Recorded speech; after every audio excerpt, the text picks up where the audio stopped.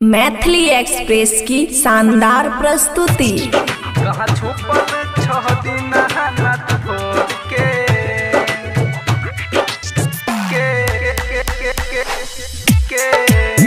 खुशी recording studio बलुआहा। सुनाए छठी मैया सब खाड़ छियती बैया थर थर करे छै दहिया तनी हो खूना सहैया।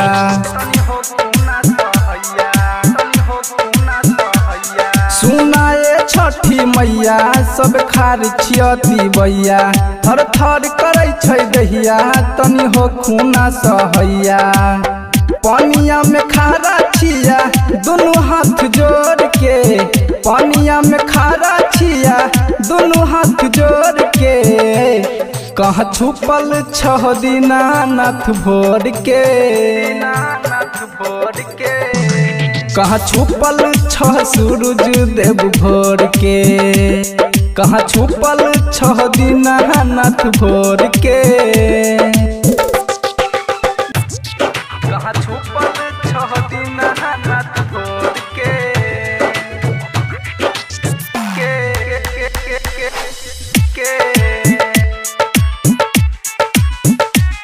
खुशी रिकॉर्डिंग स्टूडियो बलुआहा। बस कटाई हम बहंगी बनैलिया रही के उपास तोहर पूजा कर लिया। हाँ बस कटाई हम बहंगी बनैलिया रही के उपास तोहर पूजा कर लिया। सबके हुखारा छिया पियर धोती ओढ़ के, सबके हुखारा छिया पियर धोती ओढ़ के। कहाँ छुपल छह दिना नाथ भोर के, कहाँ छुपल छह सूरज देव भोर के। कहाँ छुपल छह दिना नाथ भोर के। DJ good Madhubani, DJ good Madhubani. Khushi recording studio बलुआहा।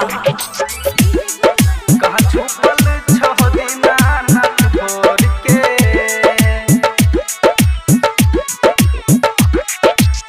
आन दिन उगई रहो 4 बजे भोर के।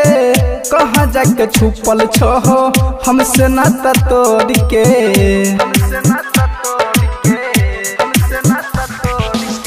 आन दिन उगई रहो 4 बजे भोर के। कहाँ जाके छुपल छहो हमसे नाता तोड़ के। राइटर अमरजीत अमन कहे हाथ बजोड़ के, उदय रतन कहे दोनों हाथ जोड़ के। कहाँ छुपल छह दिना नाथ भोर के,